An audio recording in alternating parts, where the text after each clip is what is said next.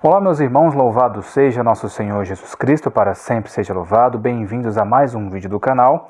E antes de abordar o tema, que é um tema importantíssimo, e eu peço que você assista até o final, para você não tirar conclusões precipitadas, que aqui eu vou falar unicamente sobre a política na igreja, que é uma coisa assim que não deve acontecer, mas eu peço a você que veja até o final o vídeo, comente aí nos comentários o que você acha sobre isso, sobre discursos políticos nas celebrações, coloque aí nos comentários. Mas antes, eu peço que você verifique a sua inscrição no canal, porque tem pessoas que falam que o YouTube está desinscrevendo as pessoas. Tem uma pessoa que veio me procurar falando que quando foi ver, não estava mais inscrito no canal. Então, verifique sua inscrição no canal. Todos os dias dê um pulinho aqui no canal, porque tem vídeos todos os dias por aqui, ok? Comente, compartilhe e clique no joinha, que você ajuda muito este canal. Amém? Bom, na Paróquia da Paz, em Fortaleza, do Padre Lino Alegre, teve um tumulto no último domingo, dia 11 de julho, por conta de política. Tá? Um tumulto. Tudo começa até uma semana atrás, que o padre se posicionou contra o governo Bolsonaro, né? Começou a falar sobre questões sobre as 500 mil mortes da doença e outras questões que abordam sobre o tema contra o governo Bolsonaro.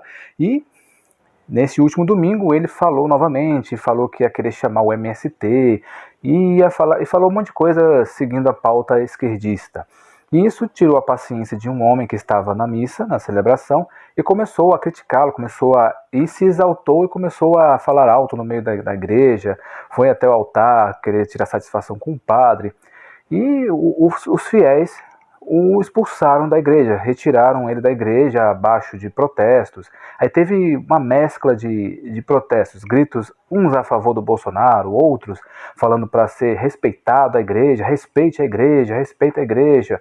E outros ficaram rezando, e o Ministério de Música ficou cantando a música da oração de São Francisco. Então, é algo assim que deu um tumulto e uma confusão que vocês verão, infelizmente, algo assim que vai se tornar comum, principalmente o ano que vem.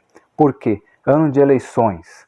As pessoas estão focando muito nas pessoas, nos políticos, e eu peço a você, meu irmão, acredite em Deus. Deposite a sua confiança em Deus, unicamente em Deus, ok? Mas a missa não é lugar de política, não é lugar de você falar de política, é lugar de você falar de Cristo, falar da salvação, ter paz. O povo quer um lugar para ter paz. Já basta o mundo como está, tanta violência, tanto caos que está acontecendo, tanta baixaria que está acontecendo. Liga a TV, vê as redes sociais, só fala de política, corona e a picada. Política, corona e a picada. Só isso que fala. Só isso que fala. E chega na igreja, a mesma coisa. Não pode. A igreja é um local sagrado, principalmente durante a Santa Missa. Só Jesus pode estar no altar. Só Cristo tem que ser falado o que Cristo ensina. Não as ideologias políticas, seja elas quais forem. Eu vou ser sincero com vocês, meus irmãos. Se eu fosse padre, se eu fosse sacerdote e chegasse na porta da minha igreja, o Lula e o Bolsonaro, falando assim, olha, escolhe um de nós para falar ali durante a sua celebração, para a gente falar o nosso discurso. Sabe quem eu convidaria? Nenhum. Porque não é lugar de politicagem na igreja, tá? Vamos conversar de política? Vamos. Eu gosto de falar de política, mas não na igreja, durante a Santa Missa. A Santa Missa é espiritual, os bens espirituais. Cristo fala, se você amar mais a sua família, seu pai, sua mãe, seus filhos, mais do que a mim, não tem jeito, não tem como. Você tem que amar em primeiro lugar a Deus, tem que seguir em primeiro lugar a Deus. Depositar a sua confiança total em Deus, não é em políticos. Os políticos a gente tem que tratar na rédea curta. Se ele acerta, falamos que está certo, elogiamos. Se erra, falamos que erramos. Nada de idolatria. Chega de idolatria de político. Eu não idolatro político. Eu vejo a verdade, o que está, a realidade dos fatos. Tá?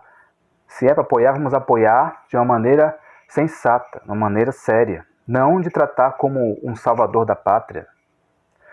Por isso que ano que vem podemos correr o risco de ter uma guerra civil no Brasil. Existem profecias até, né, vocês que pesquisam profecias sabem que existem profecias que falam de guerra civil no Brasil. Sangue em Brasília. Tá? Então temos que rezar, temos que orar. Não podemos deixar que a igreja vire palanque. Não podemos deixar. A igreja tem que ser um local de refúgio das almas, refúgio das pessoas. Para as pessoas entrarem na igreja e se sentirem refugiadas de todo esse caos que está acontecendo e vai acontecer devido às eleições do ano que vem. Será muito perigoso as eleições do ano que vem. Temos que rezar muito para que Deus ponha a sua mão nessas eleições do ano que vem. Porque vai acontecer coisas terríveis se vocês não rezarem e não colocarem sua confiança em Deus. Não é o que o Bolsonaro pensa e não é o que o Lula pensa, é o que Deus pensa. Temos que colocar Deus à frente. É Deus que decide o que é o melhor para o Brasil. Então temos que rezar para que Deus nos dê o melhor para o Brasil. Ok? Essa é a verdade. Você pode ficar bravo comigo, mas essa é a verdade. É o que Deus quer, não é o que eu quero, não é o que a minha ideologia política quer, é o que Deus quer. Deus não é político, Deus não tem ideologia, Deus é a verdade. Tá? Chega de politicagem, chega de baixaria.